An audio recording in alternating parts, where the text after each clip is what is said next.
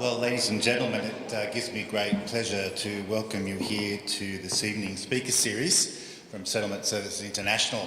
I'm Rod Pattenden, the Minister of the Adamstown Uniting Church, and we've been really enjoyed the opportunity to provide a host for this evening, and in particular to be the venue for this exhibition, Home Between Here and There. This exhibition's been on for the last few weeks and has drawn quite a lot of interest from the arts community and the general community, because it tells the stories of human beings in the midst of looking for a home, whatever that might mean for us, that portable space where we find ourselves in a place of hospitality. So we're looking forward to tonight's seminar, discussion, opportunity to get into these issues, and as we do so, we acknowledge the Awabakal people, the original landowners upon the land upon which we gather, and we pay them our respects. Settlement Services International hosting this event. It's the first one in Newcastle, part of an ongoing series. These events are aimed at helping to create a greater understanding and awareness of issues impacting refugees and asylum seekers who are living in our community. I would commend the exhibition to you.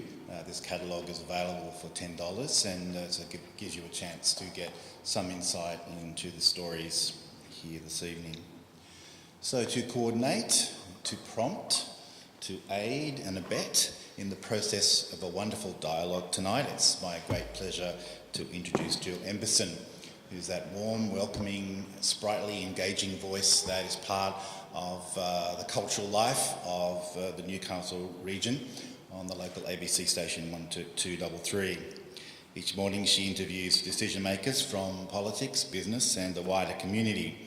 And her weekly segment, Meet the Mob, is the most extensive audio collection of contemporary Aboriginal voices in the Hunter. In 2010, Jill's coverage of the shocking housing conditions for refugees in Newcastle prompted a federal government audit and major recommendations for change in our region. The series won the ABC Local Radio Award for outstanding coverage of a local story. In 2012, Jill was a finalist for the prestigious Walkley Award for Excellence in Journalism. So, ladies and gentlemen, please give Jill a warm welcome. Thank you, Rod. That's very kind. My role is to facilitate this discussion this evening, and it's great to have that opportunity after having broadcast my program, which I'm sure you're all glued to religiously from 8:30 to 11 each day on 12:33. But my role tonight is to introduce you to our speakers and then to help facilitate this discussion, which is here around this statement: civil society's influence on refugee and asylum seeker policy and debate in Australia. The aim of the speaker series being to inform, connect and challenge people who are in the room tonight and in the broader community. So we're going to kick off with three key speakers who are here on the panel this evening. Let's give them first all a round of applause for being here. To my immediate right, the Very Reverend Stephen Williams, who is of course the Anglican Dean of Newcastle, having been in various roles at the Parish Welfare Community Development Ministries in Sydney, Alice Springs and also Melbourne. He's been directly involved, of course, in Samaritans here in Newcastle. Prior to his present position, he was the rector of Merewether, and he and his wife Sue have been very closely involved with the Sudanese community. When they arrived here in Newcastle, there was a program called NALA, a joint parish Samaritans project to provide English language and other skills for Sudanese refugees. He'll bring that experience and his thoughts to this discussion this evening. After that, we're going to hear from Zaya Elliott, who's in the middle of our panel here. Zaya, if you don't know, is directly involved in Amnesty International here in the Hunter. She's dedicated years to raising awareness and improving the experience of refugees and asylum seekers in our region. She has established both the University of Newcastle's Amnesty Group, the Amnesty Student Outreach Program, whilst simultaneously getting her law degree. Her string of accolades is almost too long to recite. She's the recipient of the Australia Day Appreciation Award, the Hunter Newcastle Student Volunteer of the Year Award, and the Newcastle University Law School External Engagement Award, and so many others. It's great to have Zaya's perspective tonight. And another great contributor is Dr. Paul Hodge. Paul is a lecturer in human geography in the discipline of geography and environmental studies at our local university.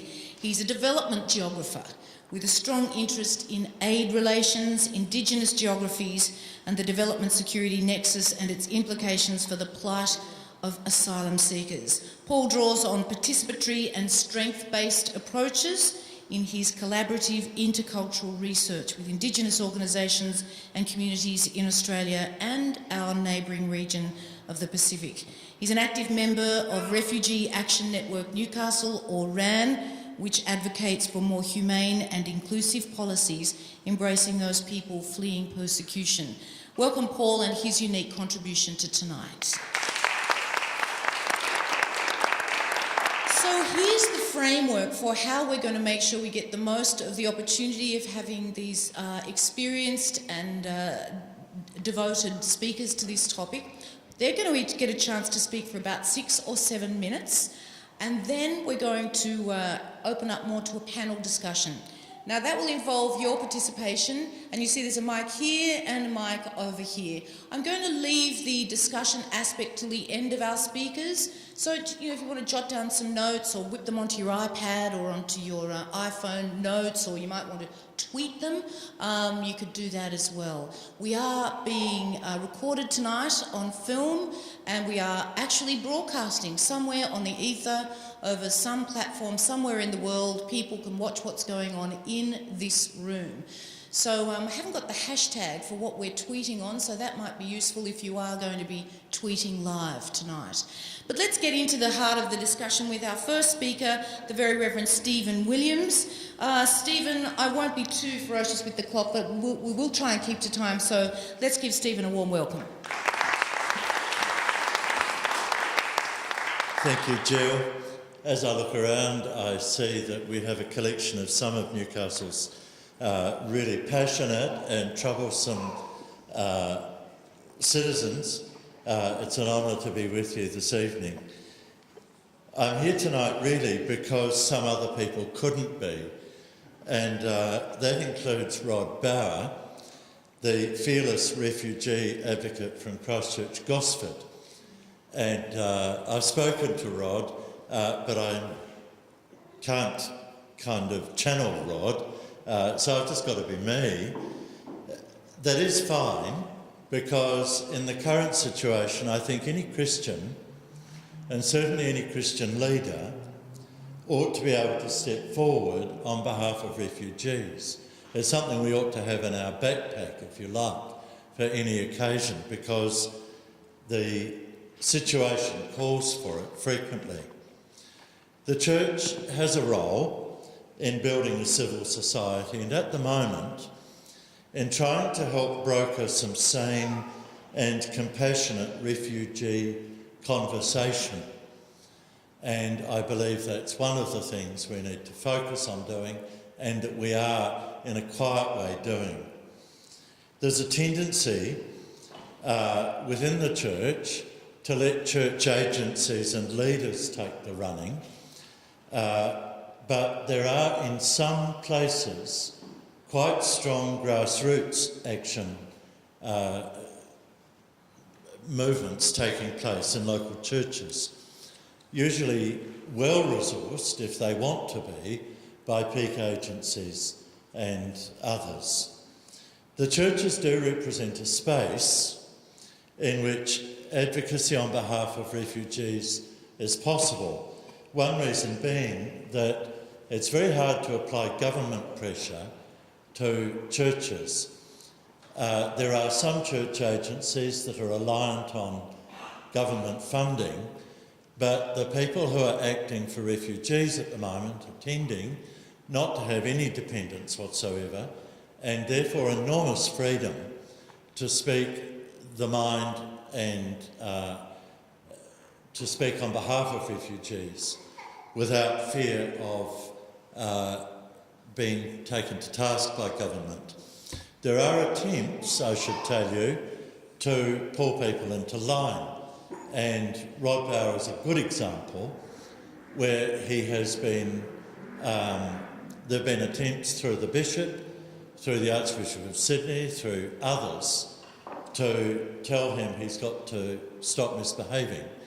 And fortunately, the Bishop of Newcastle has been very solid for Rod, and Rod couldn't care less anyway.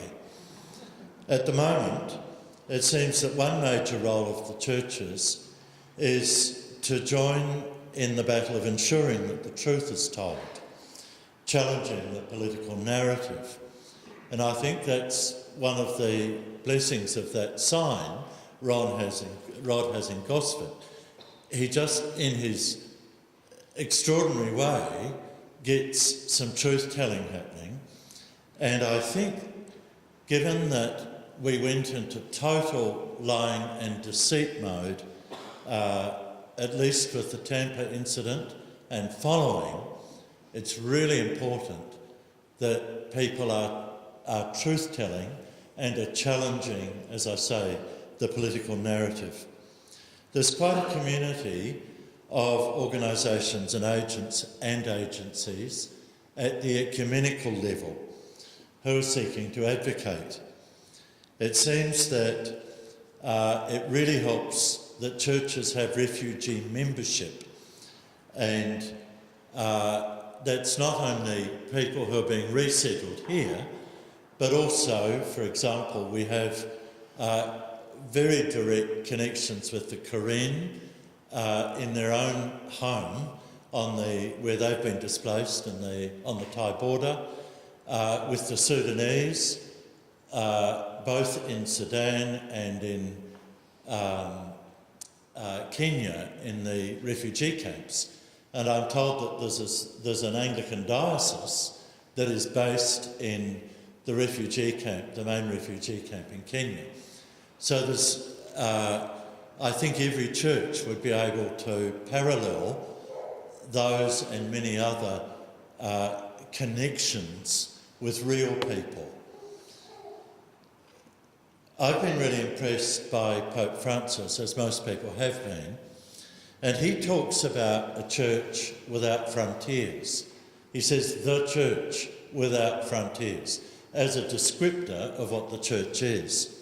Spread throughout the world as a culture of acceptance and solidarity, he says. We know that that's aspirational as well as real, but there's certainly plenty of reality in that statement for the churches. It does work ecumenically. Hostility and suspicion of migrant communities arises, as we know, out of ignorance. It's when people actually get to know a migrant, when they hear the story of persecution, of destitution and heroic escape and so on, that's when the host community will become welcoming, will stop being suspicious and start helping. And that's the Alan Curti effect, isn't it? And one of the things I believe the church can and should do, I've really been reflecting on this for obvious reasons in the last few days, is that we ought to be bringing those stories locally to people. So we ought to be finding ways to introduce our communities to migrant people, because there's no amount of talking that will substitute from that encounter. The church needs to ensure that storytelling happens at a local level, because once people have met migrants, they will go out and gossip with their friends, and they will also challenge the prejudices and ignorance of other people. That was our experience at Merriweather, wasn't it? That once we got to know the Sudanese people, the people who knew them then became advocates on their behalf in whatever circle they were in. One of the most significant roles of the churches too seems to be that we can, when we have a will to do it, help bring other community groups together. And this event's a really good example of that. The churches only can contribute meaningfully if they engage with other people of goodwill We don't have a monopoly on truth or conscience, and we need to respect and to engage with other people, but also try and open up spaces where those people get to have a voice and get to work together. The churches also, I think, have an advantage of a clear ethical base. Once again, I'm not saying other people don't have a conscience or even an informed conscience, but rather that if we look to our ethical base, there are clear, simple reasons why we need to engage with the refugee issue. The obligation of compassion, hospitality and solidarity with the poor, the stranger and the oppressed is kind of in the DNA, even though a lot of the time we will prefer to be busy with other things.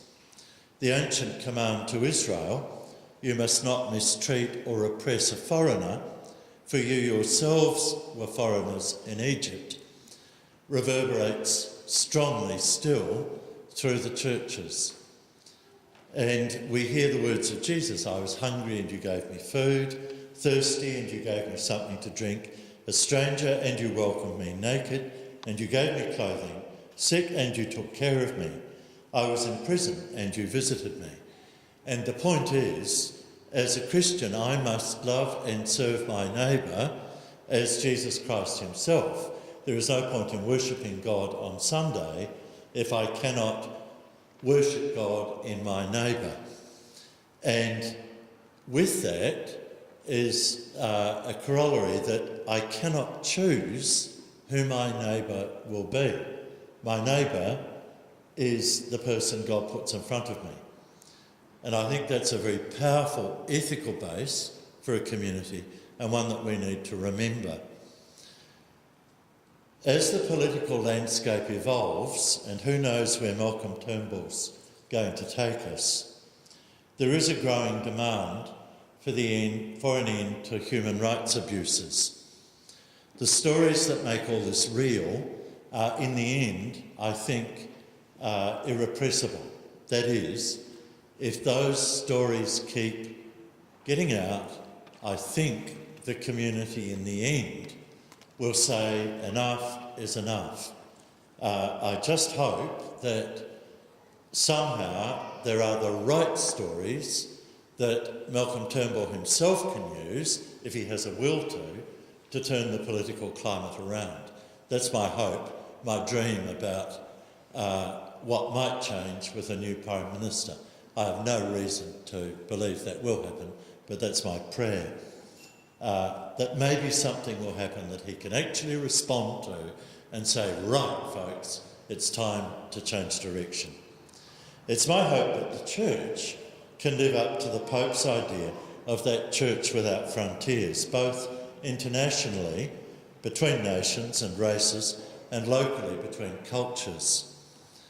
The Pope says it's necessary to respond to the globalisation of migration with the globalisation of charity and compassion. What a wonderful vision that is. And we need to engage with the causes, not just with the symptoms that are creating so much grief. The solidarity of the churches with migrants and refugees needs to begin to be accompanied by the courage and creativity necessary to develop globally a more just and equitable financial and economic order, as well as increasing our commitment to peace. Thank you, Jill. Thank you, yes. Some powerful points there about hope for the new Prime Minister, what we might learn from the new Pope's most recent message, and some of the things that community can and might do through the Church. A great way to start our discussion and our thinking this evening. Let's go in a new and another direction now with Zaya Elliott, who is, as I said earlier, the establisher, the founder of the University of Newcastle's Amnesty International Group and the Amnesty Student Outreach Program. Welcome.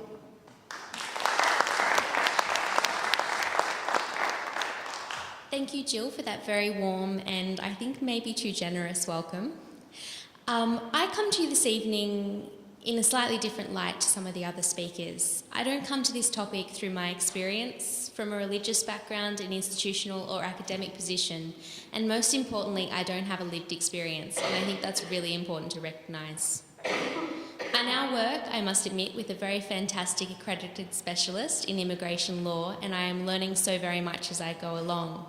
But the experiences that I have had with refugees and asylum seekers in our community and the campaigning that I have done was not from that background. It was from a student. I was a bright-eyed, bushy-tailed 19-year-old back in 2011 when a flyer came into my mailbox. The flyer simply said it was the 50th anniversary of Amnesty International. I didn't admittedly know very much about Amnesty International, but I knew what I believed about refugees and asylum seekers because I had grown up watching issues like children overboard and other media slurs that had been thrown onto the situation. I never felt right about it then. I didn't feel like we were hearing the whole truth, and I grew up in a family where things were talked about at every stage. So when I got the opportunity to go to Brisbane and learn more, I was so excited. I listened in to the Secretary-General of Amnesty International, Salil Sethi. I listened to Julian Burnside and admittedly got the chance to meet him afterwards, which is the proudest moment of my life thus far. I also met some other amazing people who inspired me to actually do something. Then I was sitting just having lunch and I spoke to someone about Newcastle and how I could join when I came back. They said there was no group and that's all I needed to hear. I took the challenge, I came back and I started an amnesty group in the hope that we could make a difference, first for those in our community who were refugees and asylum seekers, but also for everyone that we could around Australia and around the world, because a simple action here in Newcastle can make such a difference for so many people. Tonight I thought I would approach my particular speech on this, and I promise I will be brief, by addressing the three questions that were used to promote this. The first was in regards to what is public opinion of refugee and asylum seekers. This first question, it made me think quite a lot because you need to remember that our opinion here of everyone sitting in this room who I am sure are all very welcoming does not necessarily match exactly what's happening across Australia. So I did a little research. Anecdotally, I would say confused is how I would describe the opinion across Australia. Confused and quite horrendously uninformed.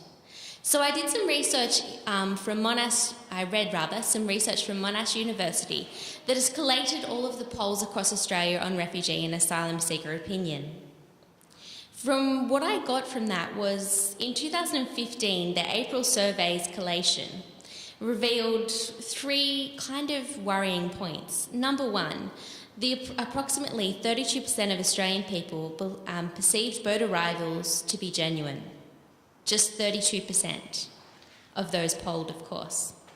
The questions asked to them over the last 6 years were whether the government policies were too tough, and the response to that was that only 22% of Australians believed that the policies were too tough. The best we got over the last 6 years was 29% of Australians. I'm not here to make any judgments on policy or past governments. All I can say is that that reflects the Australian, the Australian public view, which is the voting view as well.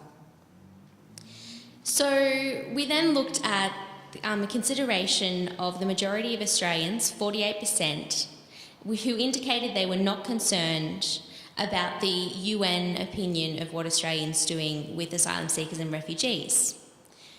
Significantly, 44% weren't. All of these statistics, they basically reveal that there's quite a split in Australian society. But more of what was revealed when they actually discussed the questions that were asked was that there was great confusion with those who were surveyed. They didn't really know what Australia's stance was on many things. They didn't know what our policies were, and they didn't really know what was tough because they couldn't decipher between other international policies and Australians' policies, and the comparison between the toughness of ours and others. So moving on from this point, the next question that I think most significantly needs to be asked is why? Why are we not more informed about what's happening with our policies? And the simple answer is because people don't like to talk about it enough. We're talking this evening, and that is the most amazing thing that we can do. That is the whole idea of getting together as a group and supporting those in our community, because by actually meeting refugees and asylum seekers, we realise that they are wonderful human beings. They have a diverse background, diverse culture that we can all learn from. So again, the question is, so what do we do? This was the question I was confronted with in 2011 and every year since. There is nothing particularly unique about myself or any of the other members of my group or any of the other people who have actually taken action to campaign for asylum seekers and refugees' rights. The only difference perhaps is that we just started. We started acting in some way, shape or form. The second question that was put to us tonight was what was the role of individuals and NGOs, and I believe this leads on quite a lot from the first. The short answer is it's a significant and even a massive role. NGOs like Welcome to Australia, Amnesty International, Change.org and many, many more have been working tirelessly to improve the experiences of asylum seekers under the current policy conditions and to lobby the government and indeed the community to make essential changes to meet our humanitarian obligations for refugees and asylum seekers. This is achieved through many different forms. Simple things like a national petition. It may seem like all you're doing is signing and perhaps even giving your address, but you are putting your name to the changes that you want to see in our country. Letter writing and pen pal programs. Unfortunately, Julian Burnside's pen pal program was unsuccessful last year, but this does not mean that we cannot continue to attempt to get conversations into people who are actually in detention centres. I should explain what happened last year. Julian Burnside started a pen pal program where he was collecting letters from Australian citizens and sending them offshore to detention centres to tell asylum seekers that there were people here in Australia who really cared, who wanted to be their friends, who wanted to be their neighbours, who wanted to be a part of their community, be it geographical or in a broader sense. Unfortunately, all of his letters were returned. I myself, having been one of the authors, and every single member of my group, we were quite devastated. This devastation did not set us back. We continued to write letters, to be parts of petitions, and hopefully believe that in future we will have a greater opportunity to interact. More things that we can do is reporting on the shortfalls of the current policies. This is where NGOs like Amnesty International step in. When they are actually allowed into detention centres and to meet asylum seekers, the information that they gather and put forward is really important in informing not only the government but the community about the real experiences and also the backgrounds of those who are living in detention centres. And campaigns and rallies. Now, I don't mean radical rallies because I don't believe there is any benefit in negative campaigning. I believe only positive campaigning and support of individuals who are undergoing certain experiences is the way to go. That's my personal view, and I know different groups take it in different ways. When I say rally, I also mean things like the Welcome Walk. I'm sure all of you have heard of that here in Newcastle because it's a very successful event. Simply gathering together once a year to walk in the name of diversity and unity for asylum seekers and refugees and recent immigrants in our community is a really powerful thing. Walking side by side, holding signs that say you are welcome, sends a really clear and positive message. Unfortunately, there are some negative messages that we may get from a passing car from time to time, but they're minorities. They are not the main view and they are not the main positive action that we are trying to achieve. So how do we influence and make changes to make our voices heard in a highly diverse and controversial issue? This was the third question promoted for this evening. Again, the answer, in my opinion, is simply to challenge the conversation. Whether you do it through walking side by side with others in your community, or you write a letter, or you simply have a conversation with your neighbour when you hear them say something that you know is not correct about asylum seekers or government policy. This could include something as drastic, of course, as starting a local amnesty or other NGO group. It could be as simple as signing that next petition that comes across your desk or your home table. It may even be just as simple as sitting at the dinner table and when you discuss the news of the day, talking about what that really means for the individuals involved. When you do this, it's amazing what can be achieved. With Amnesty International over the last 3 years, we have undertaken Changing the Conversation campaigns, where we have held information sessions with our group members about how they can not only campaign about issues, but be really careful that they're approaching them in a positive light and ensuring that the community feels like they are open and welcome, as well as welcoming others who come into the community. Because when we use negative language and we let ourselves get put down by those things that we see in the media that we don't agree with, we are only adding to the negativity and not bringing positivity about the wonderful experiences and the diversity that can be achieved by welcoming more people in. So whether you agree with this particular approach or not, or agree that NGOs and individuals can really make a difference in our society, we must agree that we have had success stories. There have been wonderful experiences whereby we have campaigned for greater change to policy and achieved it. One such is through the greater amount of underage asylum seekers who have been removed from detention centres. Now, it's not every child, and that's been wrongly reported in many circumstances, but this is a community effort. This is something that we got together as NGOs and individuals to say that we don't agree with. And we saw in the media, we saw in the conversations of politicians that they were recognising that. We should not see that as a negative thing. We should see that as a positive achievement. It may not be everything that we wanted, but it's an indication that the action of individuals makes a great difference when we are lobbying our local members and also the government. Another example may be seen in the recent agreement to take in another 12,000 asylum seekers from Syria. This is a positive achievement because it was the actions and also the conversations that were happening in our community that made our local members recognise the need for change. The policy was changed, and whether you agree with it or not, and I'm not going to take a political stance on the number or the amount, they are 12,000 people whose lives will be richer for being safe here in Australia. So these small things can change. We can be part of that change, and it can be a simple change.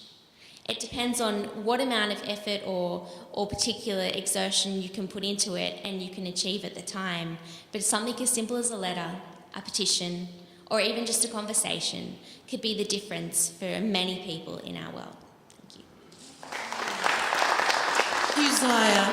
Let's hear from our third speaker, Dr. Paul Hodge. He lectures in human geography and he's an active member of the Refugee Action Network here in Newcastle. There you go, Paul. Good evening, everyone, and I'd like to thank the organisers of the event. I think it's precisely these kinds of gatherings that provide the spaces to question and contest the appalling policy decisions that are being made in our name, so thank you. I'd like to acknowledge that we're here this evening on the land of the Awabakal peoples and recognise their ongoing links to the land and sea. This always was and always will be Aboriginal land. I'd like to begin by reflecting on one or two of the questions posed in the panel summary, particularly this one of the extent to which the public is drawing up or taking on board government policy relating to asylum seekers. Certainly there has been a shift in public perception on the issue, but maybe a more pressing question is, how has this happened? To help think through this question, I want to draw on anti-campaigner and philosopher Judith Butlers, who writes about the way the public in the US has been recruited to the point where war is considered necessary, even good. She traces the popular assent to war, as she calls it, to images, language and broader social conditions, referring to the government's social crafting of precariousness, where some lives matter and other lives don't. I think Butler's work is useful to help explain what's happening here over the last decade or more, where the world's most vulnerable people have gone from being protected and considered in terms of human rights conventions to being marked as security threats, even enemies to our sovereign borders. For most Australian citizens, they will never know, meet, or even come into contact with an asylum seeker. This means that citizens' understandings and apprehension of what are asylum seekers is or is not shaped to varying degrees by what they see, hear and read about, but also through the social conditions that are formed through things such as laws and government policy. So under Operation Sovereign Borders, it is the images of asylum seekers in boats at sea, of them being escorted off planes, of them behind fences in offshore detention, and their representation in the language of criminality that the public is recruited into a national narrative.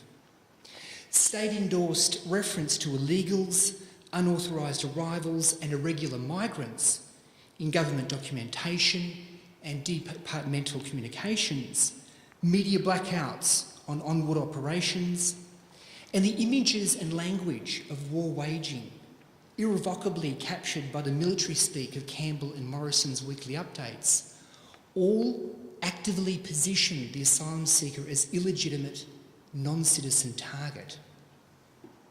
So I would argue that increasingly there has been a social crafting of precariousness where certain social conditions have been put in place that both produce and maintain an air of illegitimacy around asylum seekers to the point that draconian measures are considered necessary, even good for the country.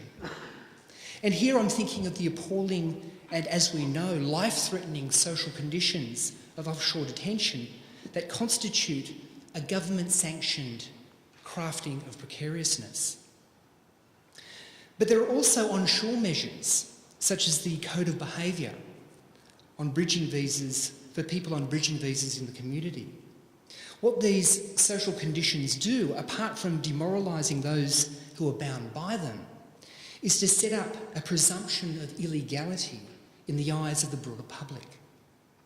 So the actual existence and language of the code itself, with its list of antisocial and disruptive behaviour unfit for the Australian community, manufactures a reality that the code of behaviour is in fact indispensable for the citizens' security. So this is the kind of social crafting of precariousness I'm talking about, which leads to some lives, the lives of citizens, to flourish, while other lives, the lives of asylum seekers, are left to falter. So in a dangerous twist, it is not asylum seekers who are seen as vulnerable, but public citizens. And this is made possible through the images, language and social conditions deployed as part of Operation Sovereign Borders. So given this horrific social crafting, how might we oppose such public recruitment as active, thinking citizens and civil society?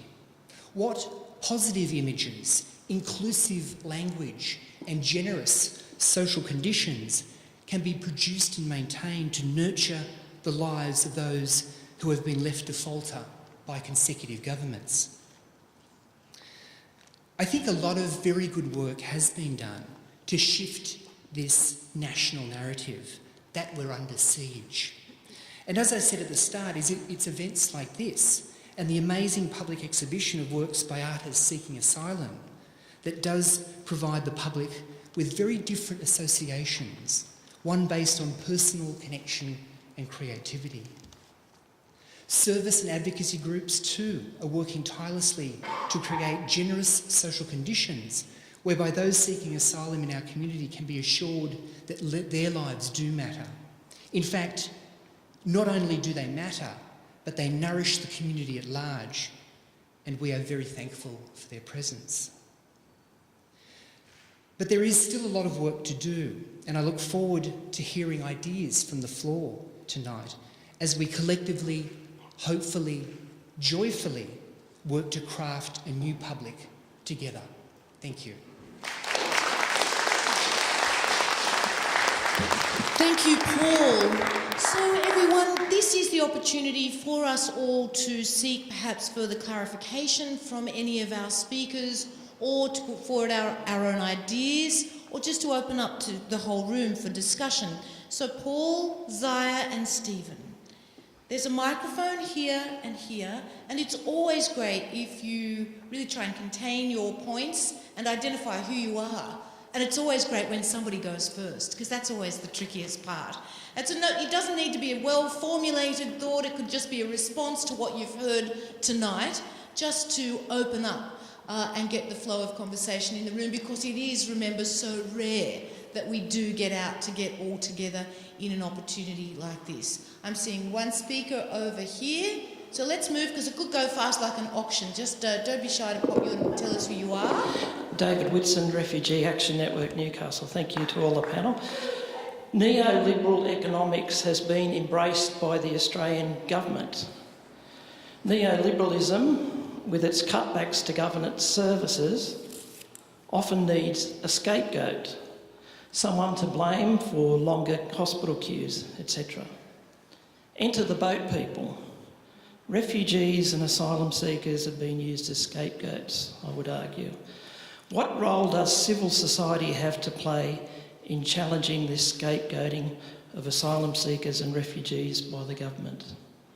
Scapegoating. Now, is anybody on the panel up for sort of kicking off a response to that, this idea of scapegoating? Stephen's leaning in. It's a big kind of question statement, isn't it? It's just that the whole idea of scapegoating runs very deep in the human psyche. It also runs very deep in our religions, I'm very sorry to say. And that scapegoating and the violence that represents is a behaviour that we have learned and we need to unlearn if we're going to survive. It's really simple. I haven't really thought of what you were suggesting, that neoliberalism needs a scapegoat. I'm not that. I'll have to ask you what you mean by that sometime. But I think humans need scapegoats. That's our unredeemed state. That makes it a very big task then, more than just, say, a current economic philosophy. Yeah.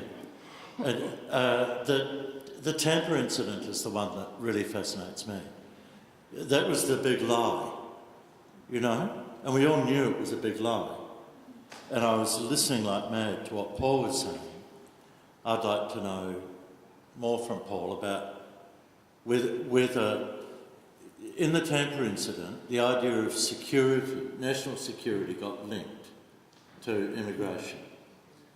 And it's not as if that was invented. That's been the case ever since the Chinese were kicked out of the goldfields. However, on that occasion, you'd think we'd know better, and we did know better. But it still happened. How did that happen? How did it happen that people didn't all start screaming, "That's a lie"? Are we going to answer, David? Or no, that's a good question. Look, I think it was in the context of, post 9/11. It was 3 years on. I think there was a political opportunity. Howard needed to get in again. I do think that there was politics at play in that particular episode, that scapegoating, if you like. That was a dark hour. There's no doubt about it. And the big lie is a true reflection, I think, of what actually went on during that. But certainly there's been an increasing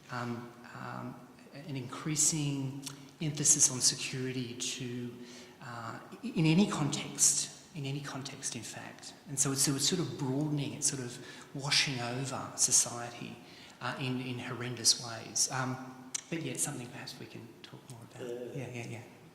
So to that point, do you feel satisfied that your focus on neoliberalism is sort of being sufficiently picked up, or something maybe for a further conversation over tea afterwards?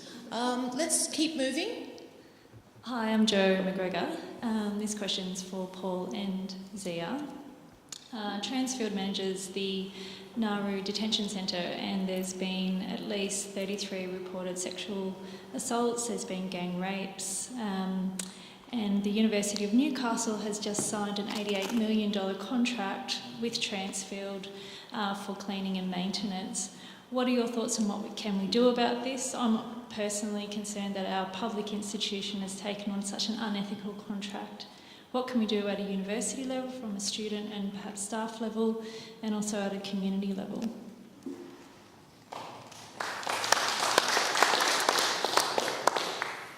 Look, I think it's underway. I think the battle's started. And so we had a protest recently at the front of the Vice-Chancellor, the VC upstairs, didn't come out.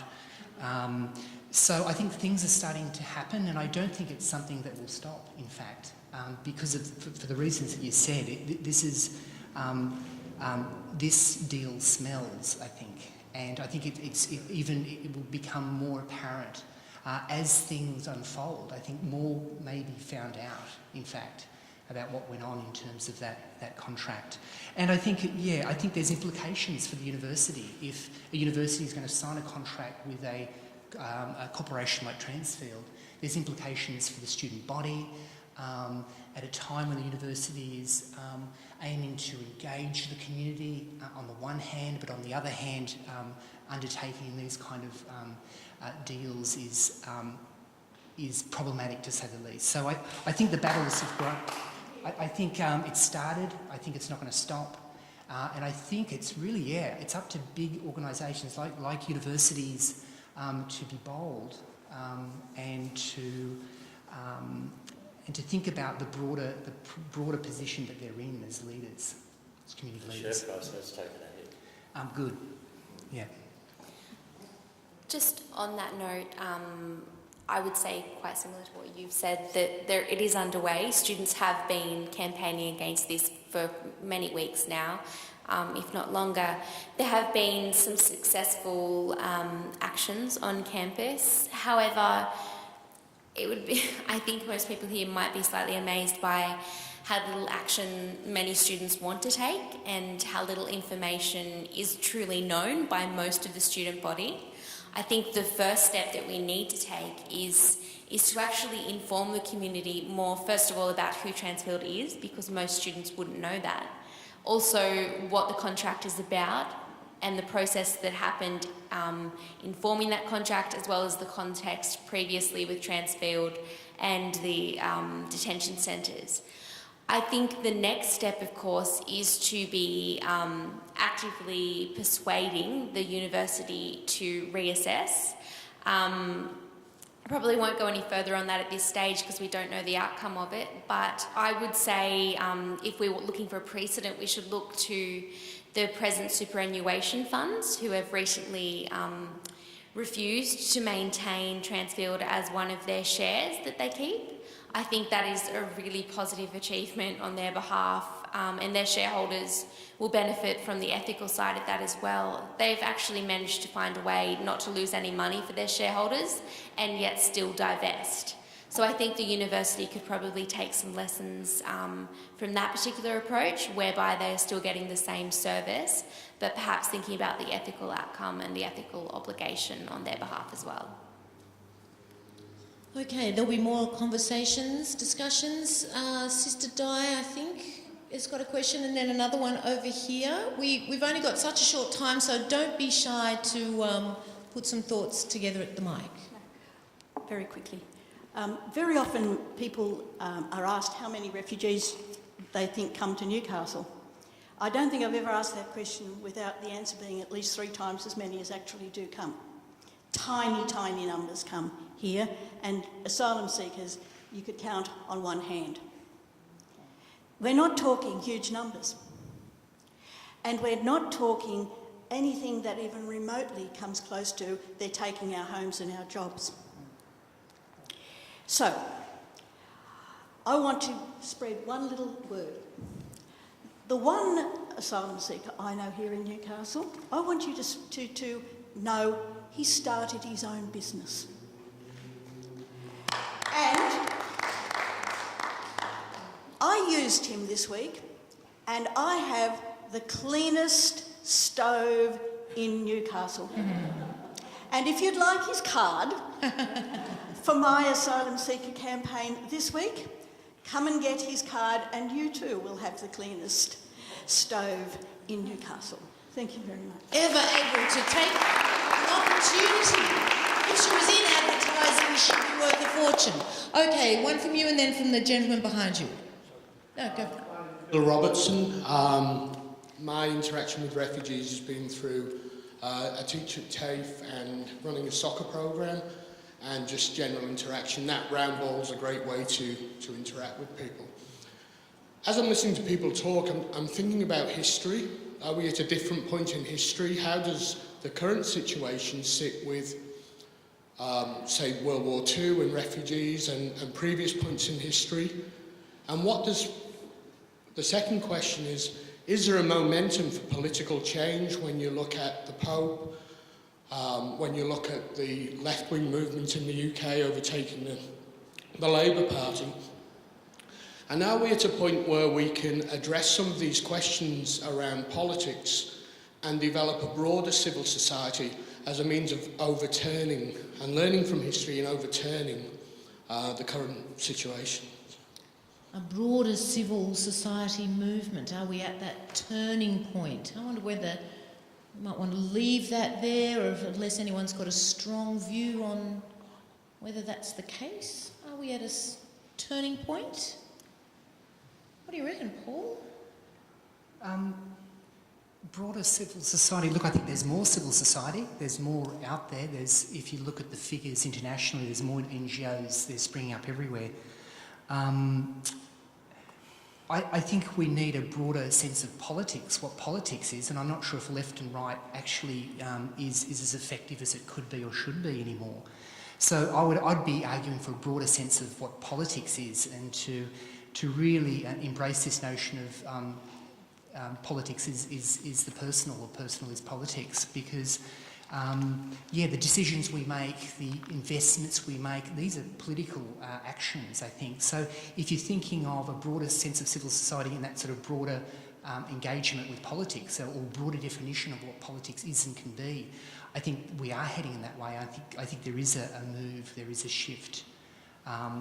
But governments tend to be quite myopic and narrow-minded, and history, perhaps we need a historian in the cabinet to make us aware of what's actually happened in previous years.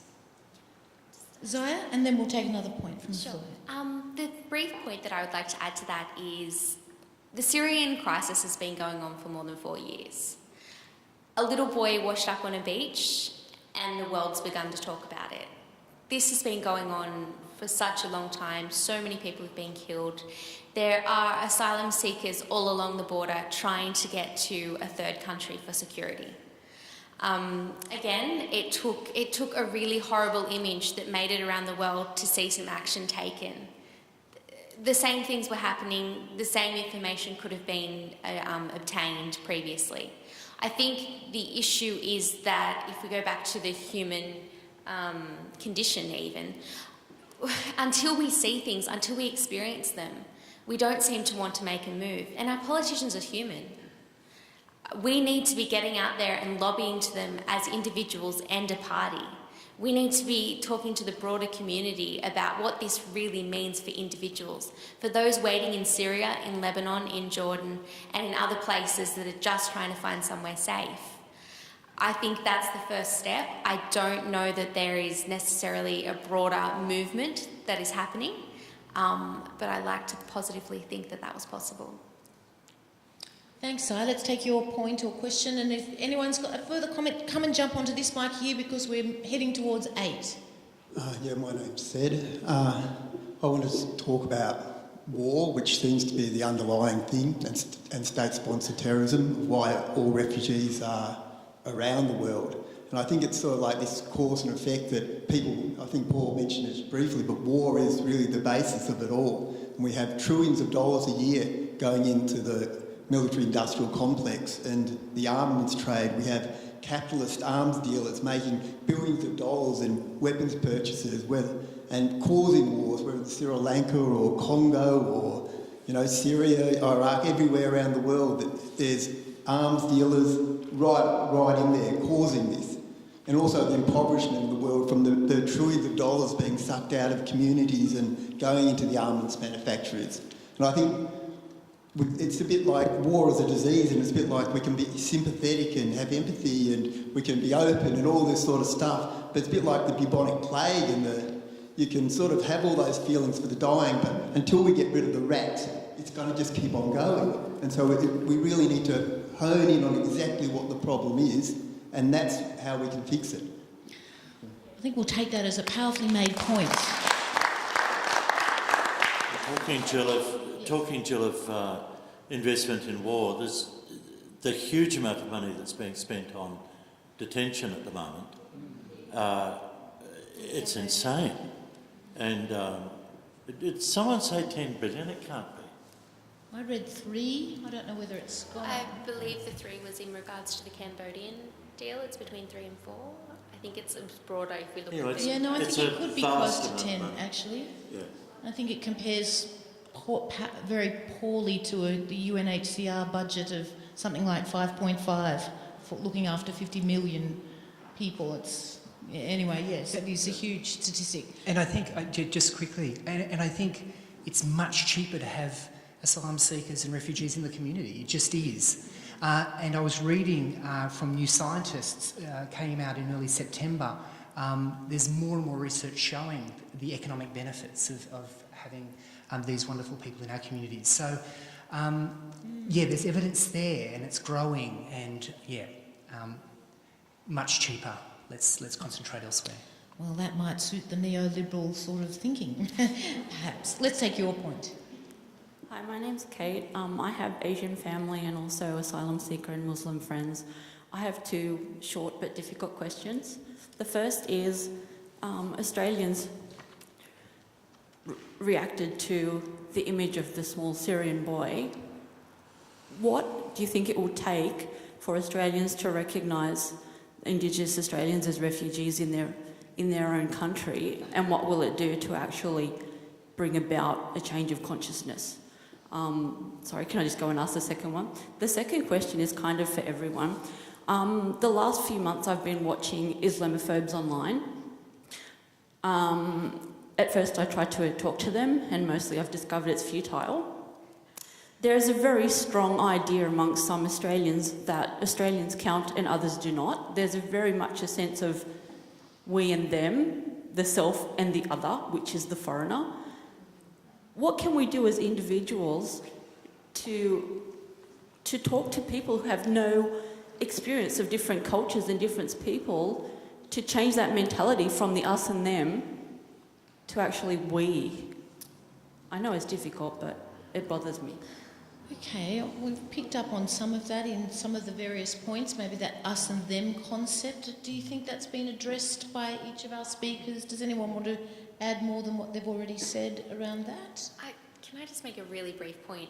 One thing is, I was talking about changing the conversation before, and that's one of the things that I've been very strong on in the last few years with university students, because I think it's really important to change the conversation. I started with very idealistic views on what that meant, and the idea that you could actually tell someone the facts and they would take them as fact. I found 4 years later, and to be honest, 4 minutes later, that's not how things work. We have to respect other people's views and other people's beliefs, and that's one of the hardest things, because in reality you can give someone all the facts in the world, you can tell them all the truths, you can show them the personal experiences, but some people do not want to change their mind. So unfortunately there is an end to that, but there are so many people in between. It's like a spectrum. There are so many people who just want more information, who just want the truths, who we can actually talk to, but I think we need to be realistic. Yeah, look, I think on that second question, education, you know, I'm lucky enough to be a teacher at uni, so part of, you know, the content and also the pedagogy itself and how I try and teach is to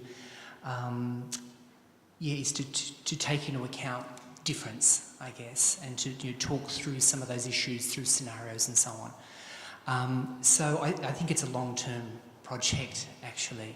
The first question is a really tricky one, and thanks for asking it. I think that's really, really important.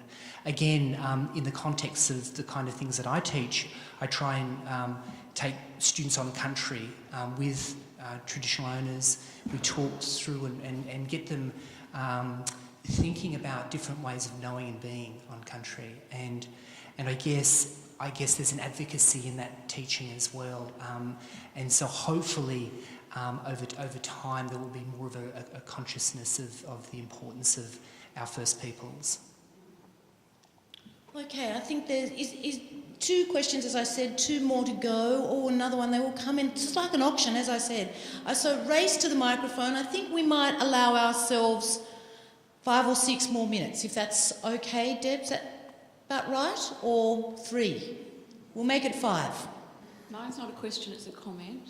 First of all, I've enjoyed what's been said, but I've had to do some mental gymnastics to keep up with some of it because it's pretty academic. And I think a lot of the people that are in our community who make negative comments are more boganish. And so I'm not sort of suggesting that we dumb it down, but if we're going to have conversations, we maybe need to consider the language that we use and the people that we're talking to. I've had personal experience in having to advocate for somebody, and I just wanted to give a little hint to anybody who's going to have a conversation that I have people say to me, they come here and take our jobs, or they should go back where they, or they, and my response simply is, who is they? Who are they? Who are you talking about? And what do you know about they? So I've just found that in turning that around, and I've been living this recently, and within my own family and my own community, I've had challenges made upon me because of the situation that I'm in, and I just find that rather than me trying to defend my position or the position of the person that I'm advocating for, that I put it back onto that person and say, you give me your information, tell me, you know, who they are. Powerful strategy. Clearly it's worked for you. Thank you. Yes. Thank you for sharing that. And I think we'll briefly lead to the microphone, and then this will be the last one. Come up here, sweetie, and because we do need to wrap up. Go. I just want to say I really like what you just said.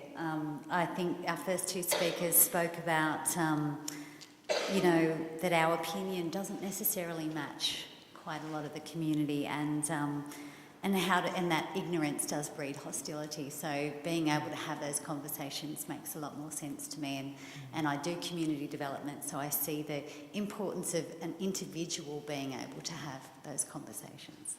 And also just a small plug, there's a festival on this Saturday night that I was a part of establishing and organising, but the purpose was to have people bump into each other and to have, so there's 21 different cultures that are participating in this festival. It's a community festival, it's up in Maitland, and it's all about people bumping into each other and spending time together and sitting on a couch and learning each other's language.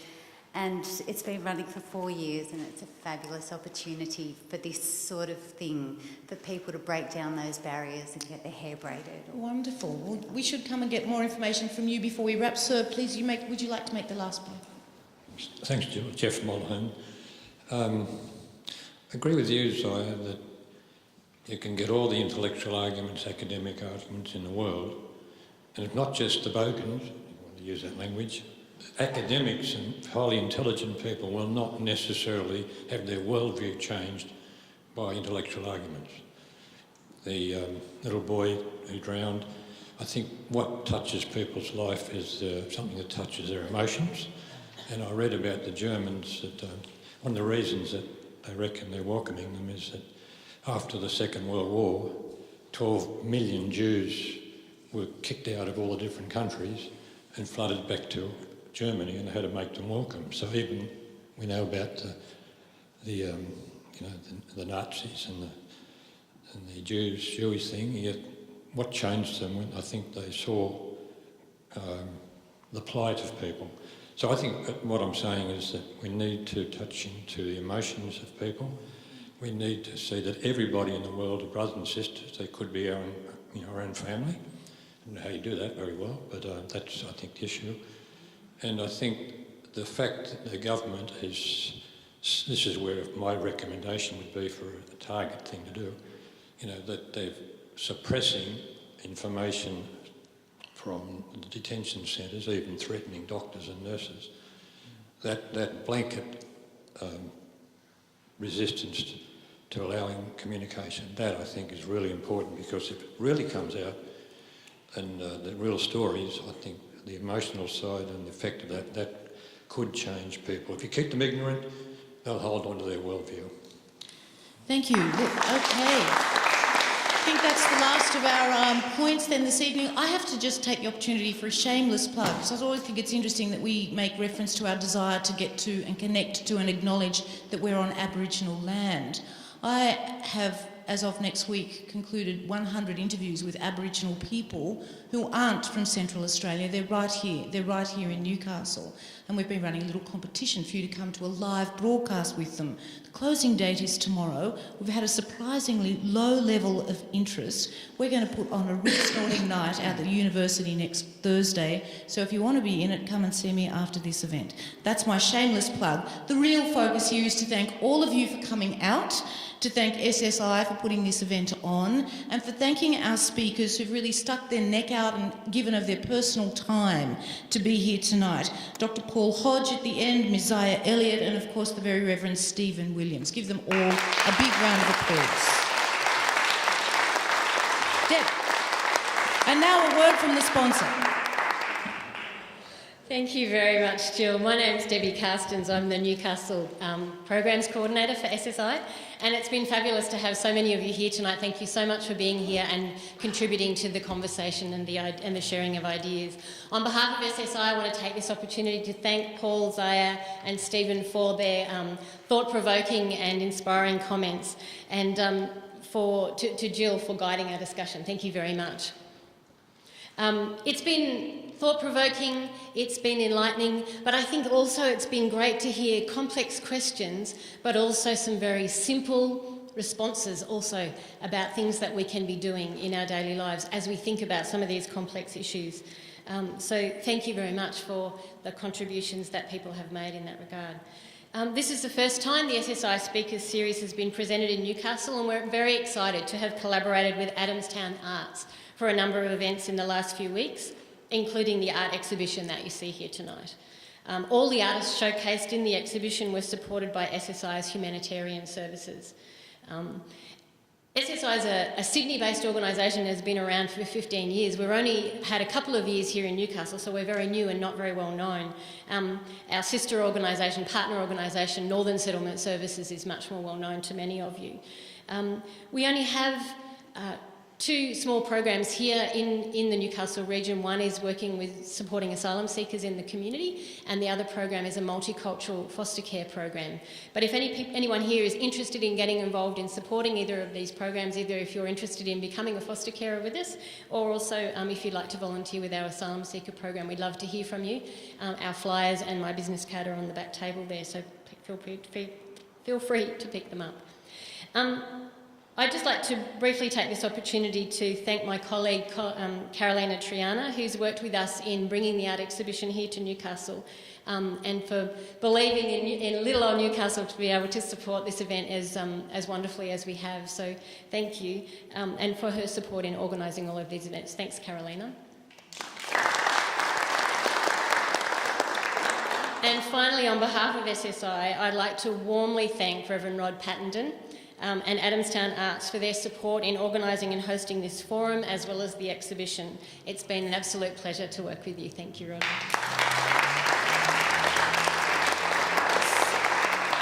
So thank you, everybody. Please join us now for a cup of tea and continuing the conversations. And also please do enjoy the artwork in the foyer, here at the back of the church, and around in the alcove at the front there as well. Thank you.